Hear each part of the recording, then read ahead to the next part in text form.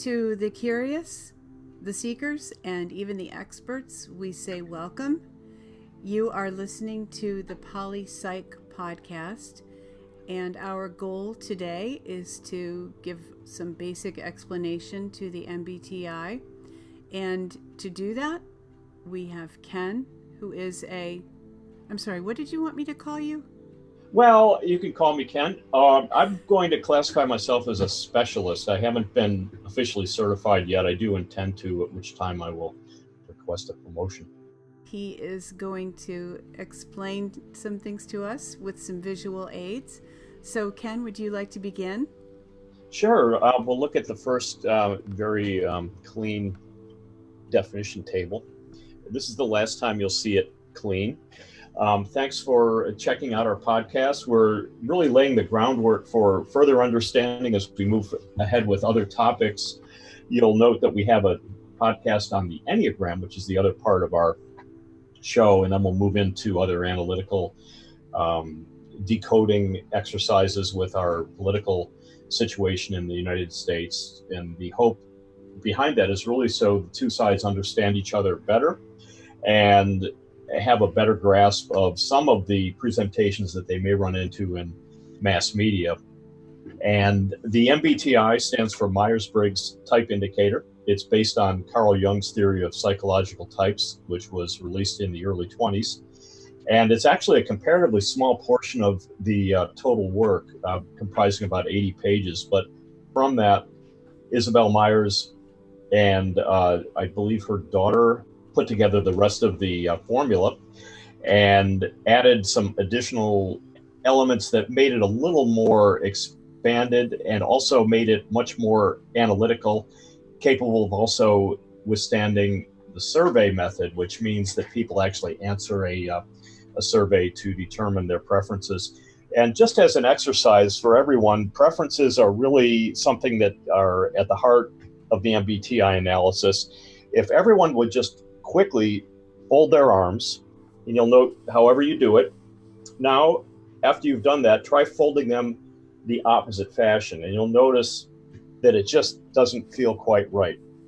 And there are lots of other metaphors and exercises to illustrate this point of preference.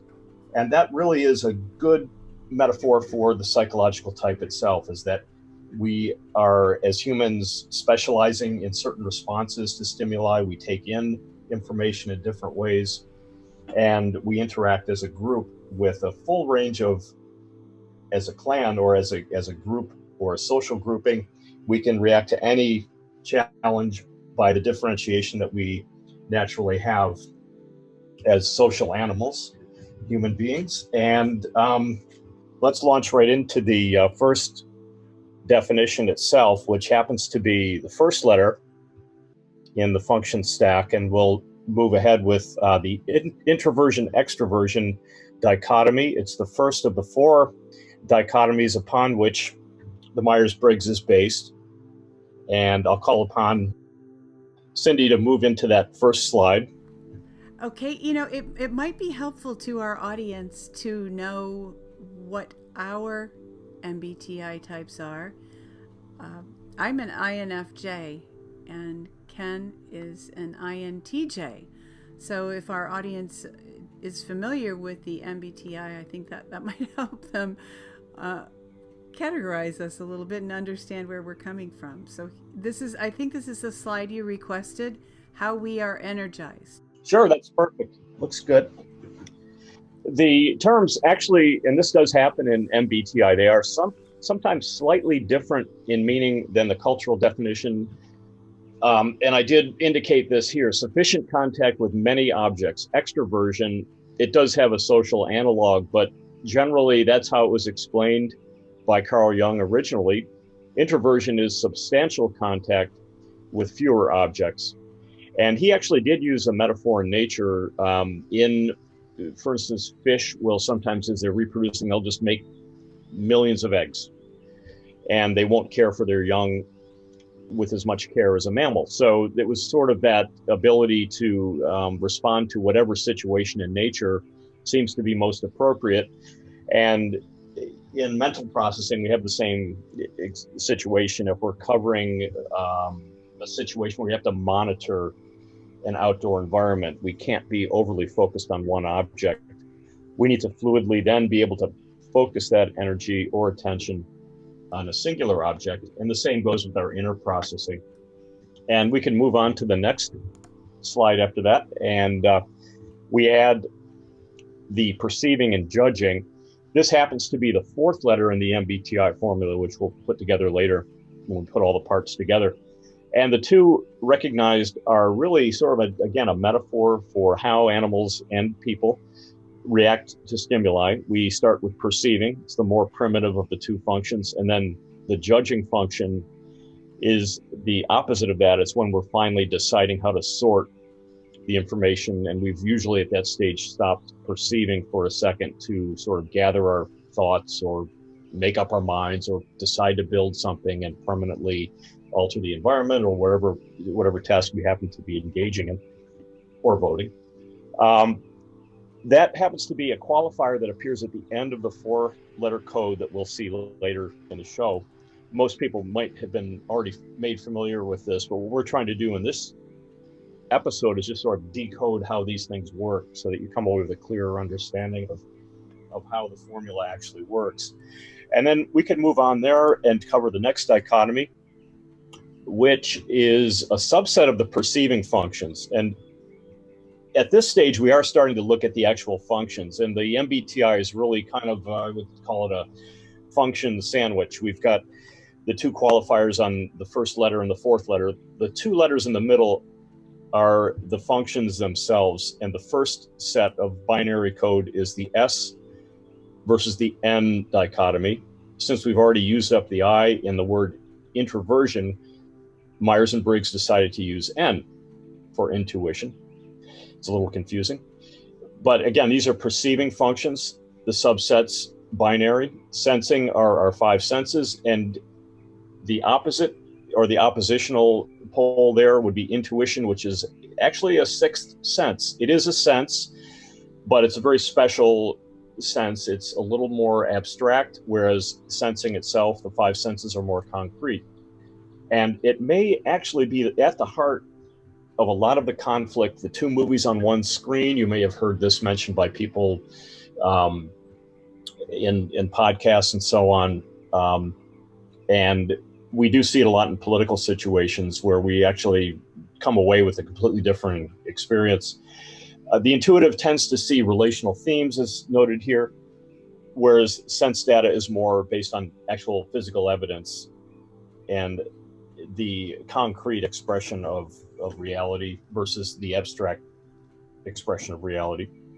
And then those are the two perceiving functions. We move next to the third letter, which are the judging functions. And again, these are the rationales applied to the data that we're perceiving or the intuitional senses that we're getting. And we approach that either from a values rationale in the case of a feeler, and feelings are rational. They are technically based on our internal or external values. And they very clearly reflect a more of an individualistic approach. Values can certainly vary quite a bit between individuals, as we found out. On the other end of the pole, we have what is referred to as thinking. It's not the same as intellect. Everyone thinks, everyone is intellectually equal in this system. There is no superiority or anything of that nature built into this at all. It just has to do with which function is dominant in this situation. So the thinker tends to at times repress their feeling function a little bit, and the opposite occurs in the other end of the pole. So we work that through internally, internal conflict and external conflict. However, in this case, a lot of the time arguments are based on sort of an extreme of one pole. And we do see this acting in our either socially or on television or in videos where you'll have two people arguing. They're coming at the conflict from exactly opposing viewpoints. And many times one of these or several of these polarities can be picked out. And we'll be doing that further in the show, is actually looking at video clips and indicating how the two movies are working in that situation. So the thinking feeling, it's probably the main one that we'll deal with. It's really important in gender relations. I think if we look at the population distribution, we won't put that chart up today, but the thinking portion of the population is a very large, it occupies the first three categories. In the US male population, 36% total are ST or sensing thinking types. In the female population, feelers comprise 56%. And of the top, that again is the top 8 types in the US. So it's a tremendous standoff. And it probably has occurred through natural processes over time based on child rearing and the differing roles that gender entails or has entailed in history. And it does play out in arguments quite a bit, and in marriage counseling and other areas.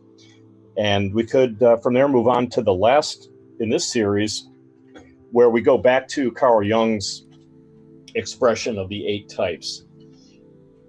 And this really is sort of the history behind the MBTI, and it also does influence the MBTI. There are mixtures of all these 8 types in every functional stack that we'll see when we look at individual results. If people do take the survey, and we certainly encourage people to do that, is to interact with the material and find out their type. It won't be final. There's a free test that will be, or free survey that we'll be putting in the show notes, or they could go to the CPP website, which is the owner of this product. The MBTI is a licensed product. And the best survey is the one you end up paying for, and it does help to have it administered by a professional. You'll still be able to come away from this with an understanding of how it works, and there's certainly a lot of information available on YouTube and other places so you can study these types. But these are the 8 types. There is one that usually in the result that will be dominant, and for the INTJ, it will be, for myself, the NI, or introverted intuitive.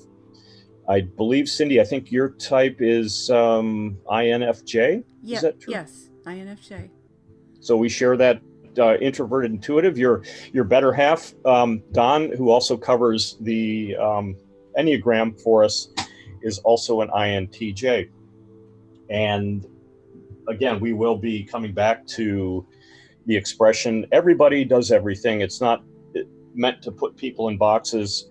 You'll find that actors and comedians and people, when they're put into certain situations, will be very fluid in changing their type orientation. But Carl Jung's theory was, in my opinion, brilliant. Being in late 1800s, early 1900s intellectual, similar to Freud, Einstein, and a host of others. Before the advent of the computer, they were really top thinkers as far as the intuitive theories went. And that has been handed down and has been very well applied here in this very good working model known as the MBTI. And I hope people take the time to take the survey. It is a really interesting system. And I learned about the MBTI before I learned about the Enneagram. And in some regards, I relate more easily, and maybe accept the truth more easily of my MBTI type. I think it's a little bit more flattering than some of the characterizations in the Enneagram, because the Enneagram is kind of a system for self-improvement. So you kind of analyze yourself in order to better yourself, which means that you have to look at your character flaws, unfortunately, but it's worth all that. Yeah, I think I do agree. It's the MBTI is a little more of a macro theory, if we want to use the economics metaphor, and then the Enneagram is much better at dealing with individual or microeconomics, where the rubber really does meet the road. We're dealing with content analysis and things of that nature, whereas the MBTI, you're just going to sort of get a general picture. So are we going to now discuss some specific personalities? Sure. We will, since we're in the field of politics, we decided to pick a VIP to put on here first, and equal time to both sides. On this one, we'll look at, again, a specific MBTI layout. You'll always see 4 letters. Some of the companies will rename their types, and I think they're doing that to kind of, create a unique product. But I've always liked to go back to the original MBTI 4 letters. You'll find more information on YouTube and other places once you have your own result. Bill Clinton, very personable. I've talked to a number of people who have met him, and they come away thinking that they were the only person in the room. And he's marvelous with people and does share a lot of common characteristics with our President Donald Trump, which we'll see in a little while. And just as an example of the analysis, we've got the attitude, extroverted attitude, perceiving function, S for sensor, the judging function or the rational function being feeling as opposed to thinking. And generally he's a perceiving type, which is interesting. And we'll move on to the next screen to show the implication of that. Since he's a perceiving type, the attitude, the 4th letter, points to the S. That's what the last letter shows or demonstrates what you show to the world. And for Bill Clinton, it's the perceiving function.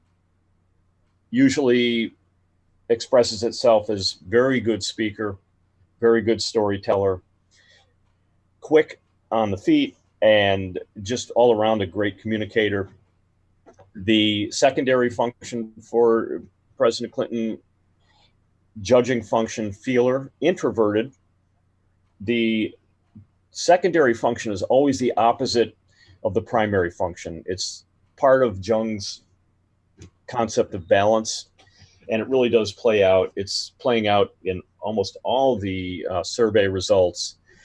We can't do both at the same time. Extroverted sensing and extroverted feeling are just impossible for the brain to contain in a competent form. So the introverted function takes over at that point and is still pretty strong influence. So Bill Clinton would be a little bit more apt to use the rationale of values rather than logic in deciding if he is forced to judge, that's the rationale that he would use. And we'll look at the shadow functions too, which is the next slide. And it basically does show the full function stack. The ones on the bottom are usually repressed or actually not even used very much at all. And in this scenario, the ESFP, the thinking function is somewhat repressed by the feeling function, by the introverted feeling function. And theorists do look at that, they call it the tertiary function. They look at it as having no clear direction as far as introversion, extroversion, but I tend to follow the logic that the introverted feeling function will somewhat repress the introverted thinking function and push the thinking function into the extroverted mode. So again, everybody does everything. There was still a lot of thinking going on. Obviously, any feeler, anyone with a dominant feeling function is still just fine with intellectual material. It's just that it will be trained, entrained, and led by feeling in the thinker. The opposite takes place. President Clinton's shadow function, as they call it, introverted intuition, which might point to less of a grasp of timeless themes, probably less attention paid to spiritual functioning. Since the extroverted sensing function is containing a lot of that perceiving energy, it does actively repress the intuitive function. And the opposite happens, obviously, in others whose intuitive function is stronger. And let's move on to the next example. Oh, they're so different. Yes, they are. And interestingly, we have a mirror image, really. And it is regarded as generally being a one-sided match. And surprisingly, it would have been Bill who got the short end of the stick here as far as couples compatibility. Interestingly, the INTJ, I did run across a few things in my research that were a little bit novel and a little bit applicable. The INTJ is sometimes very attracted to fix-up projects, and I guess we could take that in however we want to say. And in this case, a lot of energy, a lot of competence, and striving for independence, and generally very competent administrator. I can speak from personal experience that verbal skills are not as high in the INTJ. We don't have that strength of the introverted sensing function. We can move on to the next slide. It'll show the underlying function stack. Hillary's strongest functioning revolves around the introverted intuition, or the subtext, the story underneath reality, with less attention to the actual act of speaking, which is really an extroverted sensing function, in my opinion, and heard that other places, that speaking really is sort of an athletic activity. Many times, I'll certainly hold myself out, I'll be sort of ahead of myself or behind myself in the verbal skills area, and constantly looking for that theme underneath, as we're doing right now. Hillary's secondary function is extroverted thinking, very good brainstorming skills, usually in this context, usually in a group mode. And then the J at the end, she's definitely an INTJ, seeking to have matters settled. And using, though, a secondary thinking function, not a primary. Again, the primary function is an introverted function. The extroverted function is not as strong. And I think it played out in the election. She was not regarded as being a great public speaker. And it really wasn't her fault. It was just her energy her psychic energy is being used elsewhere, and we're all different for a reason. And so INTJs sometimes do come across as cold and logical, and it's a very rare type in the female population. I think people comprising only 1%. And it must have been a lonely childhood. Usually the types that have less plurality do have a little more trouble adjusting in their earlier years. And the female population in the US, at least, has a tremendous weighting to the exact opposite, the SF population. I'm just a little curious as to who analyzed these public figures to determine their MBTI. Is this from tests that they actively took themselves? No, thank you for raising that issue. A very good point. This is from looking at a sort of a broad sampling of what's on the internet. It's not conclusive. There seems to be a lot more consensus about Bill Clinton's. Hillary's not quite as much, although I decided to use this. Again, people can shift, I think, slightly depending on the situation. I think Hillary many times was forced into using her extroverted function, and in that case would have been we could say ENTJ, although it might not have been, it would be like folding your arms the other way. Is this kind of like her trying to relate to people in the South saying, I ain't in no ways tired? Yes, judgment issues. It's just not a facile thing. We're not built for social activity. I'll just be frank. INTJs especially, I've certainly, hopefully gotten better over time, but it's sort of that nerdy kid who's always a little clumsy. The extroverted sensing function is not the strongest.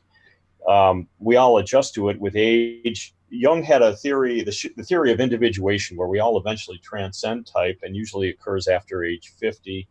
And I do believe in that. I think that gradually the theme of life is that the weakest function does become much stronger, and we become much more balanced. And I think that would apply to all three of the people here. Certainly, we're all human beings, and we have our strengths and our weaknesses. And let's take a look at President Trump. There is some difference in opinion there, but generally speaking, ESTP seems to fit. And we have a remarkable similarity to Bill Clinton, the only difference being the substitution of thinking in President Trump's case versus feeling in former President Bill Clinton's case. Both are in the experiencer group. Keirsey was a theorist who developed 4 functional groups based on the MBTI combination, and he termed the SP in the second and fourth letter as the experiencer. Again, a perceiving type, not particularly oriented towards output as much as storytelling and relating to people, and maybe not always looking at the long-term consequences of behavior, hence the weaker intuitive function. The intuitive function is there to look beyond the sense data, and that seems to have been repressed in both individuals a little bit. Both seem to have a very strong libido. We'll leave that alone for the time being. And that may, in both cases, show a little bit higher level of impulsivity in this type. Who knows? We'd have to look at the actual data, which I did not do for the show, but it is sort of goes with the territory of the experiencer being a little less oriented towards planning and having matters settled and grand strategy, although there's still a strategic concept in both. We're in the second or tertiary function, so they're both completely capable of thinking. It's just that it's being led in different directions, or in the case of President Trump, thinking may be repressing the feeling a little bit, but it's still there. And in fact, in President Trump, he's got a somewhat well-developed extroverted feeling function that I think people tend to not get, especially from watching media. And I think we're going to move into that a little bit. The implication of this, which I certainly feel strongly about, is that we're getting fed a full range of all these letters. All of 8 Jung's functions are actively studied by broadcasters, and the network television, the legacy media, is able to fill the bandwidth of broadcast television with the full spectrum, a full whole cloth of reality that normally it throws off our intuitive function a little bit. In face-to-face conversation, we get a feel for the person, but the way we've developed as a culture is we've done that in person with a real human being in front of us. When a television is in front of us, our same functioning is working, our intuition is working, but it can be guided very subtly by the expression of the presenter, by the selective editing of the material. Again, the whole cloth of reality. Most of us know, well, all of us, I've never met Donald Trump. I did meet Hillary, by the way, but it was only for about 2 seconds at a book signing a long time ago. We never get a feel for the actual human being. We only get a feel for the television version of the human being. And the sad part is that our